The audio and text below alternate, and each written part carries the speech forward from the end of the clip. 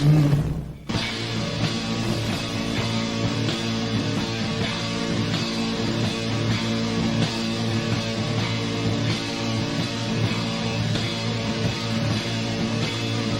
Agent Morris with the NSA. We have identified some very, very interesting anomalous type of aircraft. The traffic is quite luminous and is exhibiting some non-ballistic motion. Over. Move very rapidly at any speed or whether any direction it wanted to go. Why it could change and go to the right or the left or go crossways without hesitating a bit. What do you think it was? Well, if they call it a flying saucer, that's what it is.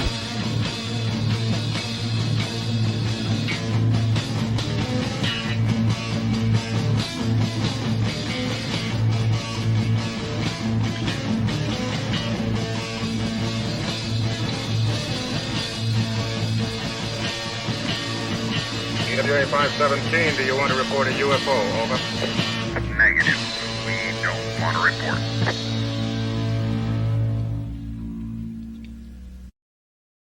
Look, it wasn't my worst Wednesday night. Good evening, everybody. This is Smiles Lewis, and you are tuned in to another live edition of Anomaly Now, straight out of Austin, Texas. This is the weekly news roundup show of the 501c3 Scientific Anomaly Institute, aka the Anomaly Archives. Welcome, and thank you for tuning in, whether it is night, day, morning, evening.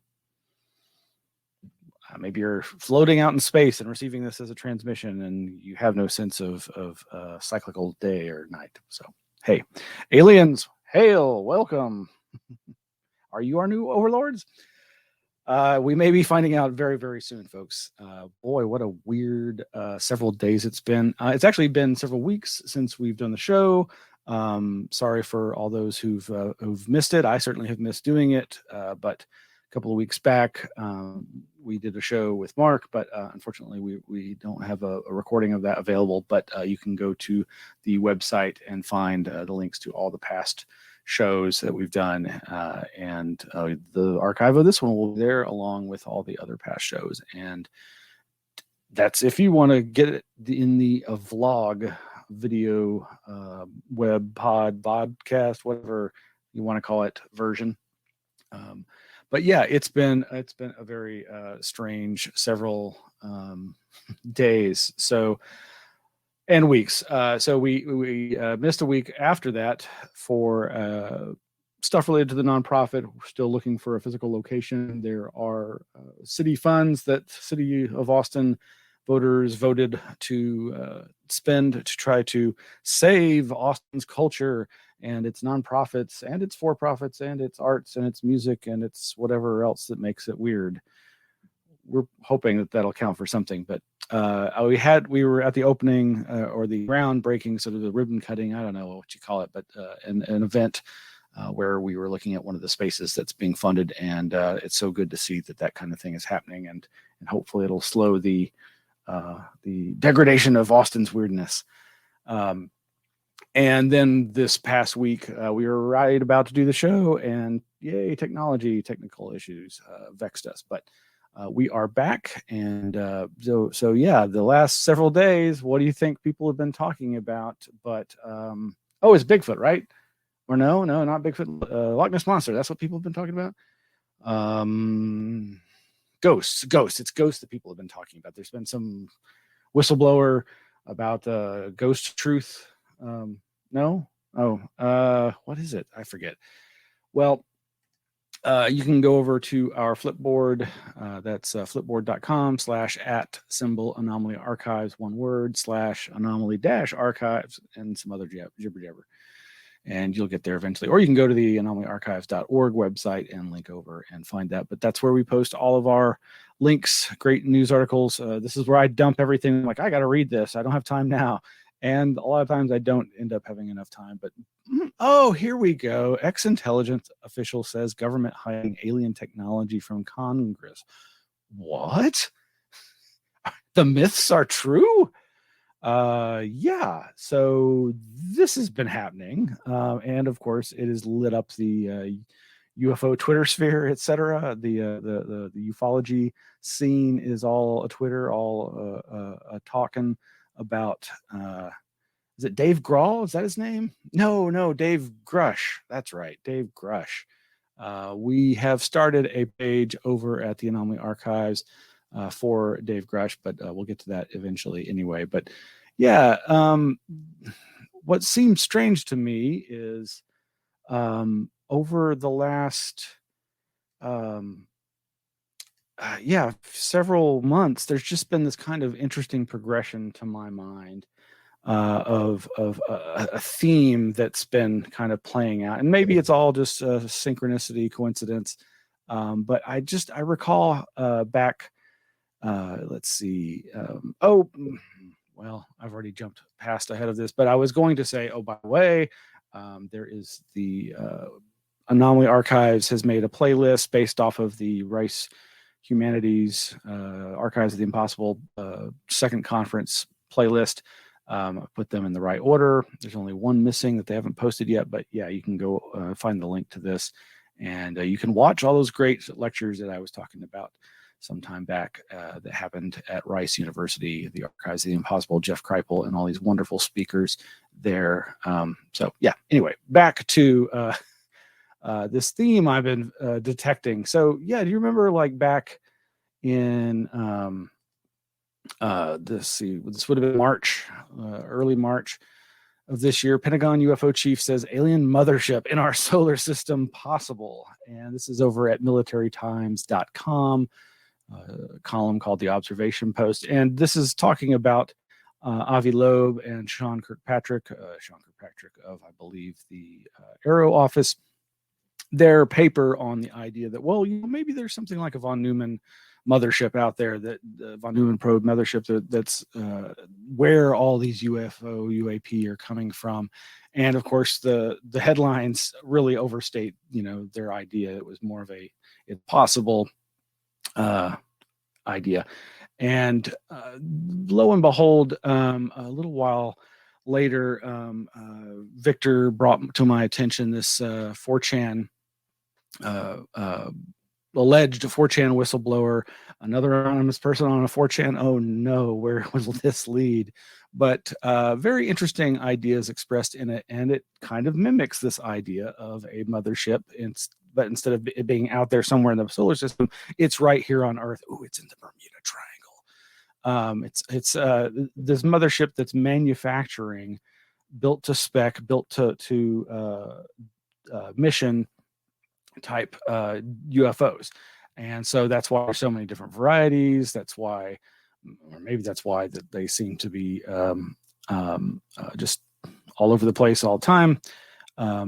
Anyway, some very interesting ideas. Of course, I don't put any or much stock in anonymous people online, but it seemed to be setting this interesting idea again of the idea of a mothership that's manufacturing and dispersing these objects that we've been fascinated with for millennia. And then within, I guess it was a month after that, there was this Daily Mail article, exclusive 6 whistleblowers who claimed they worked on military UFO programs, retrieving and analyzing crash material.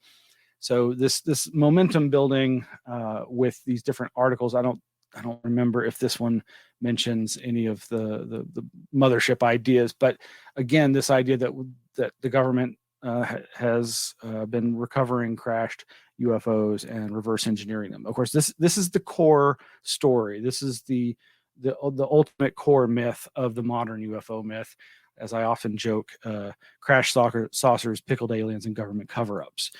This idea that has long been around since at least the 70s, maybe only as far back as the 80s, but well, it actually goes back as far as 1947 with the claim of the crash saucer being retrieved at Roswell, and the endless series of stories and research that have gone on towards trying to verify this idea, and this idea that the military-industrial complex has secreted away all this technology that could save humanity or destroy our enemies, and yet, is it being used? There doesn't seem to be that much evidence for it, but UFO sightings continue flitting about our skies, waving their nose in front of us, and then this guy, Mr. Gary R. Nolan, goes to the New York SALT conference, Eye Connections conference, and makes a lot of wild claims. The National Defense Appropriation Act, passed last year, signed by Biden in December. 30 pages of that is the establishment of an Unidentified Aerial Phenomenon Office, the establishment of looking into the harm that's happened to any of a number of the individuals, going back to 1945 and looking at the disinformation and misinformation that has been basically articulated over the decades. 12 US senators have signed on to a document that basically says we want the information. The establishment of an office, AARO, in the Department of Defense, has 25 people working in it right now. And what's their goal? Collecting the information across all of the U.S. Department of Defense intelligence offices, and collation of that into a uniform format for the very first time, and provision of that then to Congress, the creation of a whistleblowers program specifically that allows people from within, I'm going to say this, who've been working on the reverse engineering programs, reverse engineering of objects, so that they can come in and break their oaths, but it's specifically just to talk to Congress and give that information in classified settings. And that the most recent one that happened was just last weekend, and it created quite a hornet's nest in Washington. So everybody's been speculating about that, and of course then he goes on to say more. There's a lot of stuff he talks about in this. My experience with people who, frankly, I know have worked or are working on the reverse engineering programs. Okay, so let's take one step back. Reverse. Yes, let's take a couple steps back. But very interesting stuff. He goes on to talk about the fact that he's working with Avi Loeb on the Copernicus project, which is designed to do what he also talks about in this same lecture, which is kind of gets to this idea of a mothership that creates little, DIY or mission specific UAP UFOs. And he doesn't, he talks about von Neumann probes, this idea of self-replicating spacecraft that could be used to seed us throughout the solar system, the galaxy, and whatnot. And lo and behold, he's working for a corporation called the Copernicus Space Corporation. I thought I had brought that up, but maybe I didn't bring it up. Where? No, anyway. And this, so it's just, there's a very incestuous series of things going on here. And of course, this goes now, then we go back to having people like Chris Mellon write this for Politico. If the government has UFO crash materials, it's time to reveal them. The benefits to humanity outweigh the fear of discovering we're not alone in the universe. And yes, Christopher Mellon, private equity investor, research affiliate with Harvard University's Galileo Project, senior advisor to Americans for Safe Aerospace. He's a former minority staff director of the Senate Intelligence Committee and former deputy assistant secretary of defense for intelligence. And yes, he's been right there with Lou Elizondo, previously Tom DeLonge, and he's been part of this wave that's been bringing all out this seeming disclosure. Everybody wants to believe that this is the disclosure that everybody's been wanting for so long. And so again, the stepping stones are being laid. The narrative, the breadcrumbs for this story are being thrown out there, spoon-fed, laid along the path for us, the public, to get into. And it's been a very interesting ride. I guess it was this, I was made aware of this pending whistleblower story about Dave Grush, and I started watching this Colhart and Bryce Zabel interview where they're talking about the imminent release of this story and how Coulart has been working with Leslie Kean and Ralph Blumenthal to interview Dave Grush and bring out these bits of information. And so, as I say, over at Anomaly Archives, we've got a new page. There's not that much information there, mostly just quotes from this big article that's been released at thedebrief.org that we'll get to in a second. But a lot of the quotes there, and I love, this is actually the ending quote from the article with Dave saying, "I hope this revelation serves as an ontological shock sociologically and provides a generationally uniting issue for nations of the world to reassess their priorities." Well, that's a tall order there, fella. Good luck. And I as any listener to me or my past broadcast knows, I am very suspicious in general, and especially of this new wave of UAP quote unquote disclosure. But this is a fascinating story watching this unfold. The dude has quite the background. He appears to have been vetted as being everything he claims, and has apparently made this testimony before Congress, and this has been going on for the last couple of years. He apparently was not a UFO enthusiast, allegedly, before being tasked to work in the government on these UAP projects. And now he's claiming that he knows people in the reverse engineering crash retrieval programs, and that they have told him that it's real, that the core story is real. And this is a disinfo campaign. It's very elaborate, and time will tell. Maybe, I don't know if we ever really know for sure, but this newish news agency, News Nation, has gotten this exclusive for the initial video interview.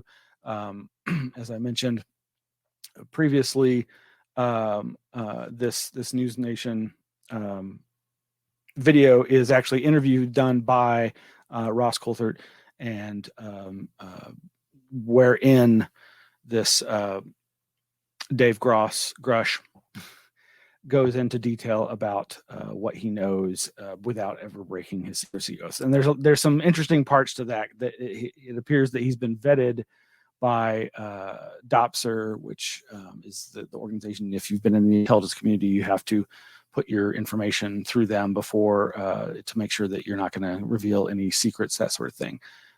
That's the premise. But as always, I'm just like skeptical. Like, are there ways of thwarting that sort of thing, or sidestepping it, or providing cover for psychological warfare campaigns? But so newsnation.com, newsnationnow.com, is where this main other video article is at.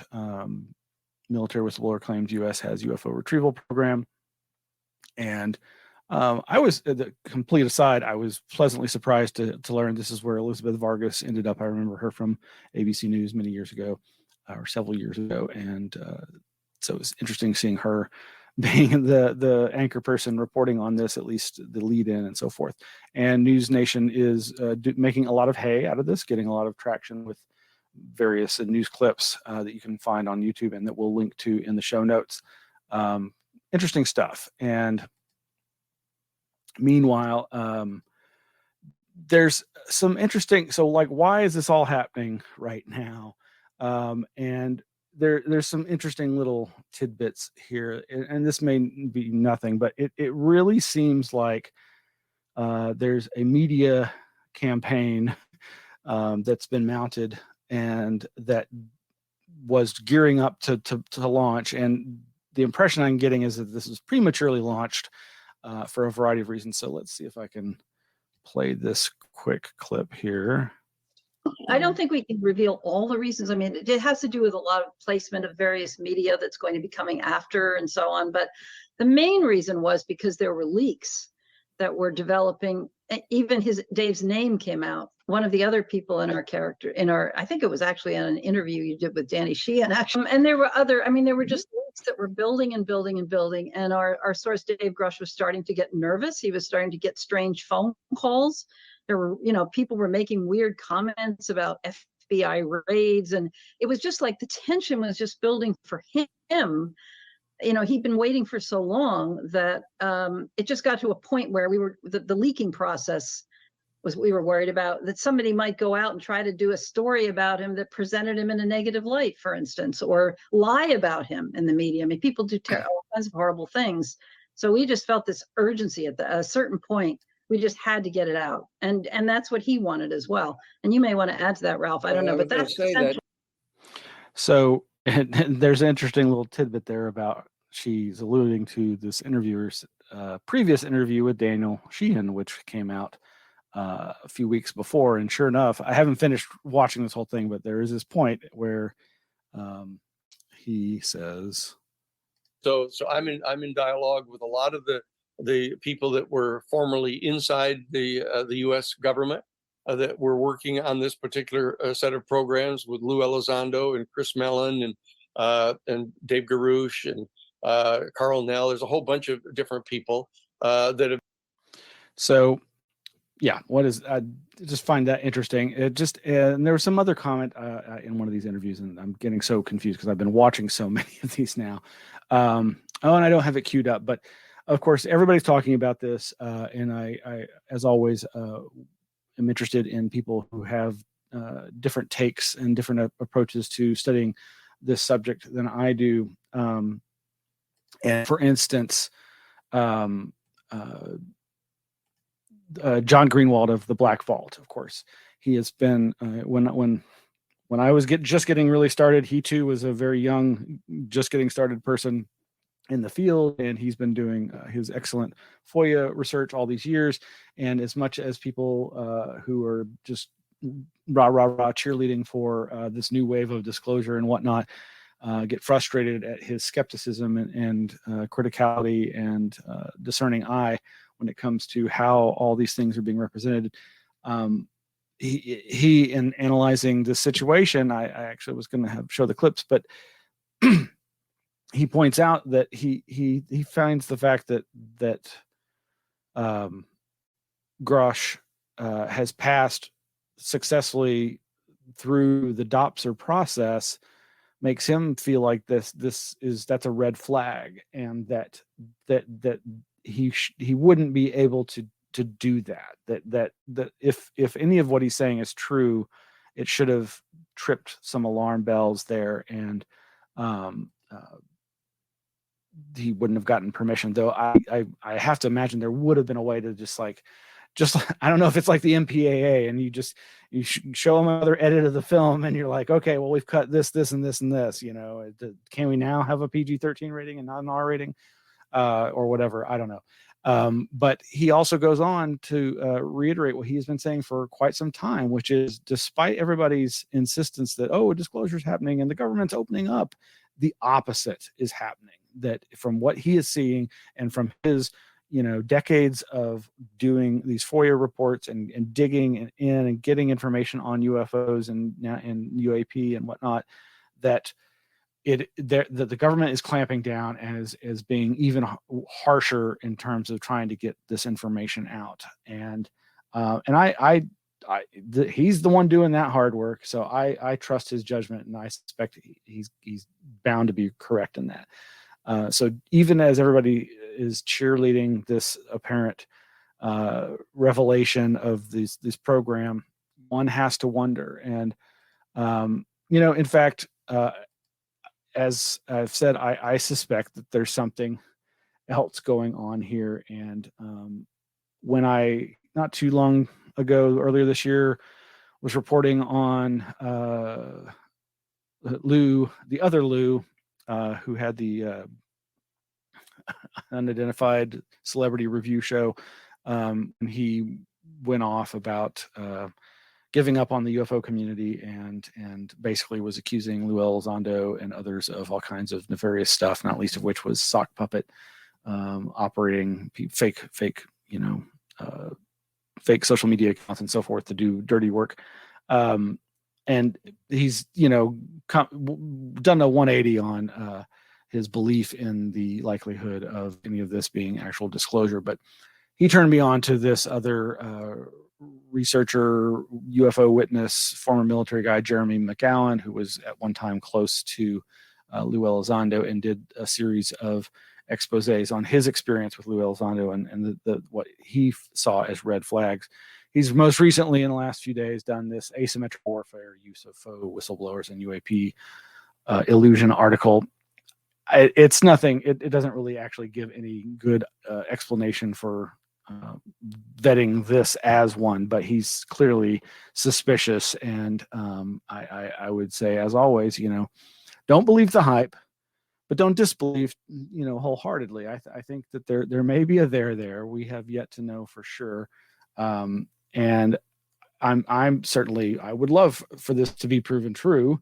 I suspect that it could still be spun in such a way that, as I think it already is being done, is just another excuse for militarizing a subject that should be, the public domain. And when it's constantly viewed as a threat, and that's obviously going to be used to justify getting more military spending, and potentially, as John Greenwald and others are saying, clamping down on the secrecy, making it harder to do what used to be challenging enough as it was to get information out of the government about these subjects. But boy, this subject, this story is spreading. There's still, as far as I can see, not been any new coverage or new exploration of this from the mainstream media. However, the mainstream media, like The Guardian, Newsweek, The Atlantic, and others, are actually reporting on News Nation's interview and Ralph and Leslie's debrief article, and it's fascinating, at least to me. And I hope you this gives you a little bit to go on for our weekly news roundup. There's obviously so much more. You can, of course, go to anomalyarchives.org, and you can go to our Flipboard. And like I said, there's just a ton of other news there. A lot of it right now is just me collecting links to stories related to this current flap of whistleblowing about alleged crash retrievals of UFO and reverse engineering of UFO technology, and how Dave Grush is alleging that these different secret programs have been lying to Congress, and that the evidence is there, and he's allegedly presented whatever he can, and we'll see if it ever sees the light of day and where this all leads. I'm very curious to see that. Meanwhile, just real briefly, hey, wow, San Francisco Gate newspaper has an article on Operation Midnight Climax. The CIA mixed LSD and sex at this San Francisco brothel. That's not news. That's like ancient freaking history. And while I'm all for bringing such predation on the public at the hands of by these intelligence agencies in these MK Ultra mind control type settings, is there a new twist? I haven't had the chance to read it. Maybe I'm missing some new bit of information, but it just sounds like a nostalgic looking back. So meanwhile, our good friend Mike Cleland has a new book out that's actually a fiction book about UFOs and his favorite subject. So we can find links to that. Like I mentioned, links to all the Archives of the Impossible 2 Electric Boogaloo conference, as well as Dr. Stephen Finlay giving lectures, lots and lots of other stuff. And even there is, here, yes. Oh, yes. Thank you, Victor, for the mysterious species buried their dead and carved symbols 100,000 years before humans. Wow. Just all kinds of great news links over there at our Flipboard. So I guess that's going to do it for tonight. Thank you for joining us, and we'll be back next week again and again and again. Thank you all. Good night.